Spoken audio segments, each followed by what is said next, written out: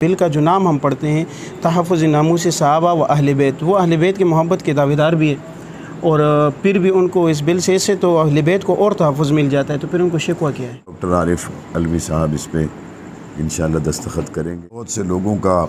اس ملک میں انتشار پھیلانے کا ایک مخفی ایجنڈا تھا جو کھل کر سامنے نہیں آ رہا تھا، لیکن اس بل کے پاس ہونے کے بعد اب وہ مخفی ایجنڈا کھل کر سامنے آ گیا ہے۔ اس بل کے پاس ہونے کے بعد کچھ چیزیں بل سے باہر آ۔ بسم اللہ الرحمن الرحیم، السلام علیکم ورحمۃ اللہ وبرکاتہ۔ ناظرین، میں ہوں محمد سلیم سلیمانی اور آپ دیکھ رہے ہیں پروگرام کچھ لمحات سلیمانی کے ساتھ۔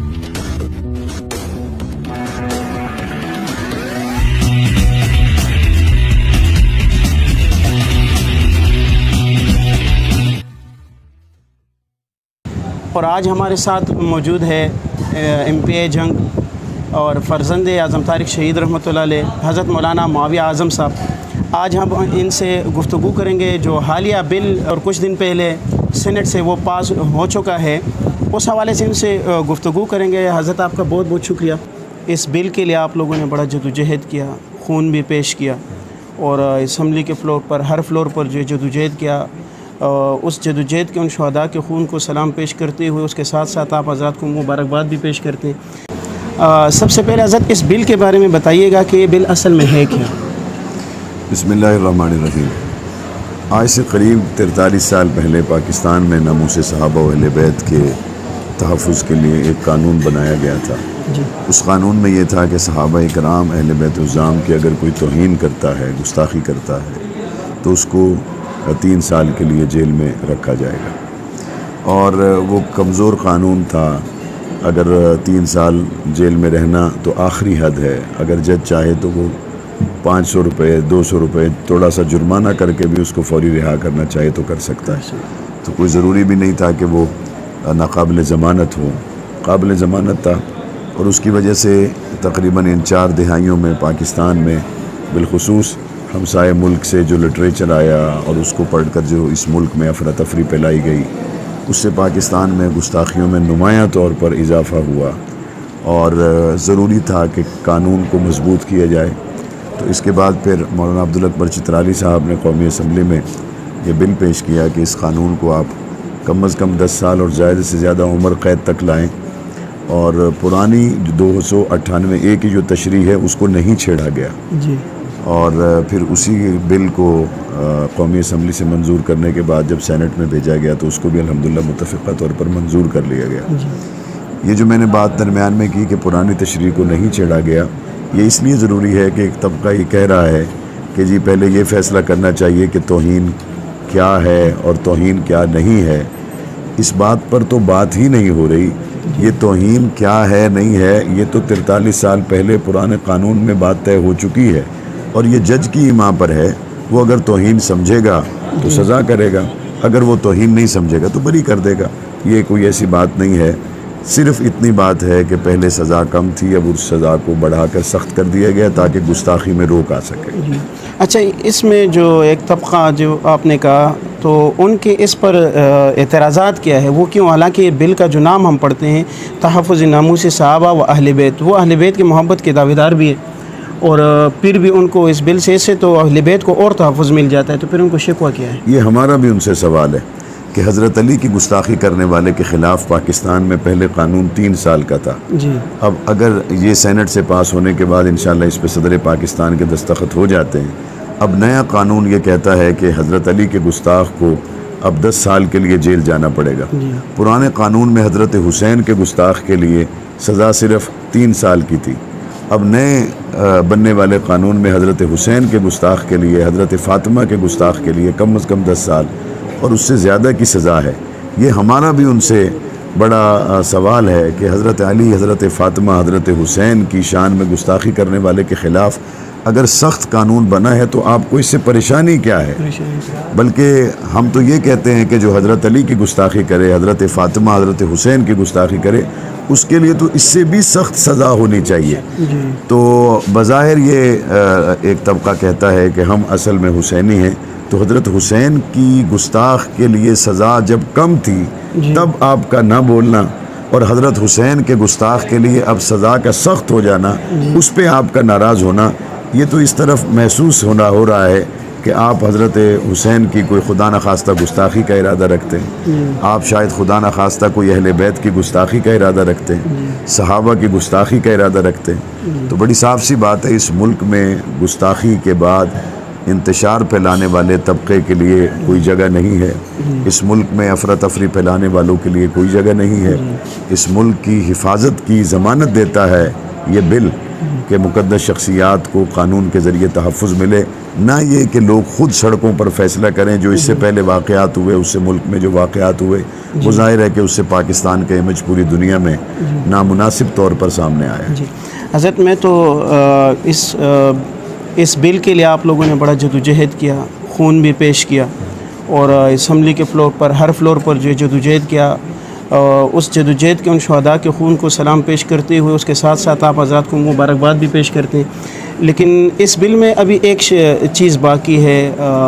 کہ صدر پاکستان جو اس پر سائن کریں گے، تو اب اس کے کیا پروسیس ہے، کب تک وہ ہو جائیں گے؟ میرا خیال ہے کہ ڈاکٹر عارف علوی صاحب اس پہ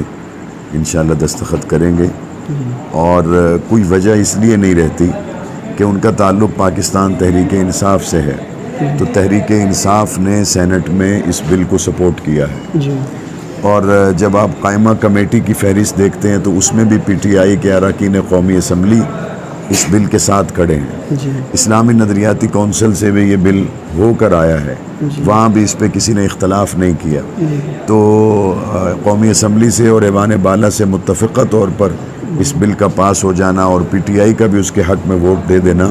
میرا خیال ہے کہ صدر پاکستان کے پاس کوئی ایسی وجہ نہیں ہے کہ وہ اس بل کو روکیں۔ اور جب یہ صدر کا الیکشن لڑ رہے تھے اس وقت یہ میرے پاس بھی آئے تھے ووٹ مانگنے کے لیے،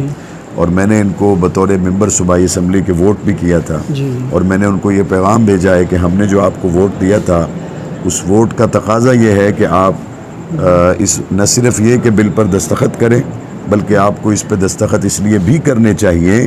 کہ 5 سالہ آپ کا اقتدار تو ختم ہو رہا ہے۔ میں ضمانت دیتا ہوں کہ جو ناموس صحابہ اور اہل بیت بل پر دستخط کر لے تو اللہ تعالیٰ 50,000 سال کے دن میں انشاءاللہ اس کو رسوا نہیں کرے گا۔ اچھا، یہ ضرور ان کو کرنا چاہیے۔ اسلامی جمہوریہ پاکستان کا آئینی سب سے بڑا عہدہ ہے، اور ان کے لیے اس سے بڑا اعزاز کیا ہوگا کہ اس ملک کو امن کی طرف لے جانے والے قانون میں ان کا حصہ شامل ہو جائے۔ جی حضرت، آپ نے امن کی بات کی، ہم آپ سے بھی سن رہے ہیں، آپ امن کی بات کر رہے ہیں۔ سینٹ میں جن لوگوں نے ان کے لیے جدوجہد کی وہ بھی امن کی بات کریں، یہاں تک کہ آخری سیشن میں جب اس کے لیے بات ہوئی تو ہم یوں اگر ہم کہہ لیں کہ سیکولر لوگ بھی اس کو یوں سپورٹ کر رہے تھے کہ بھئی یہ امن کا ضامن ہے، لیکن پھر کچھ لوگ اس کو کہتے ہیں کہ بھئی یہ امن کو سبوتاژ کرنے والی بات ہے، ایسا کیوں؟ میرا خیال یہ ہے کہ بہت سے لوگوں کا اس ملک میں انتشار پھیلانے کا ایک مخفی ایجنڈا تھا جو کھل کر سامنے نہیں آ رہا تھا، لیکن اس بل کے پاس ہونے کے بعد اب وہ مخفی ایجنڈا کھل کر سامنے آ گیا ہے۔ عسیٰ ان تکرہوا شیئا وہو خیر لکم، تو اس افراتفری سے ایک خیر ضرور پھوٹی ہے، لوگوں کو یہ پتہ چل گیا ہے کہ بدامنی پھیلانے والا طبقہ کون سا ہے، اور یہ اب چند لوگوں کو نہیں بلکہ پورے ملک کو پتہ چلا ہے، اور انشاءاللہ ایسے بدامنی پھیلانے والے کسی بھی طبقے کو قانون سے ماورا ہو کر مقدس شخصیات کی شان اقدس میں گستاخی کے ذریعہ ملک میں بدامنی پھیلانے کی نہ صرف یہ کہ پاکستان کے عوام اجازت نہیں دیں گے بلکہ بننے والا قانون بھی اجازت نہیں دے گا، اور ہمارے ملک کے ادارے الحمدللہ طاقتور ہیں، ایسے لوگوں کو اجازت نہیں۔ کیا ہم یہ سمجھ سکتے ہیں کہ یہ قانون صرف کسی گروہ کے خلاف ہے، یا یہ پاکستان میں موجود مسلم، غیر مسلم، اقلیت یا کسی بھی فرقے سے تعلق رکھنے والے کے خلاف؟ میں نے جس طرح پہلے عرض کیا کہ یہ قانون وہی ہے جو 43 سال سے موجود ہے، جی، اس میں صرف سزا کو بڑھایا گیا ہے۔ جی، اس سے پہلے سزا کم تھی، جی، تو وہی جرم کرنے والے لوگوں کو اگر کم سزا دے دی جائے جی، تو اس پہ راضی ہیں، جی، زیادہ سزا دے دی جائے تو اس پہ ناراض ہیں۔ یعنی اگر ایک گلاس پانی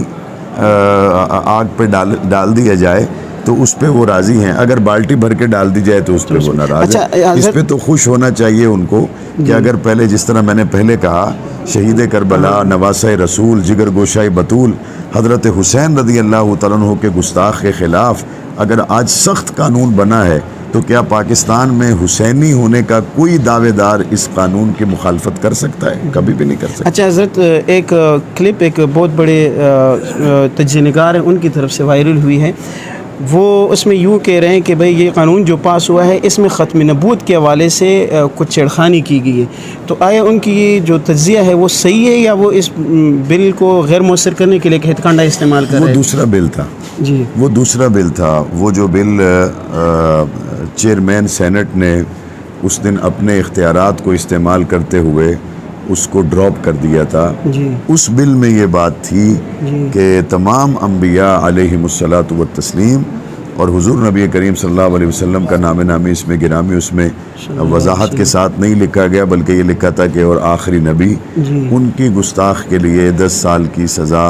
یہ اس کی کسی شک میں میری نظر سے گزرا تھا، لیکن اس میں سیاسی ایشوز کی وجہ سے، اور ہو سکتا ہے اس میں یہ ایشو بھی ہو جس کو جی اراکین سینٹ نے محسوس کیا ہو،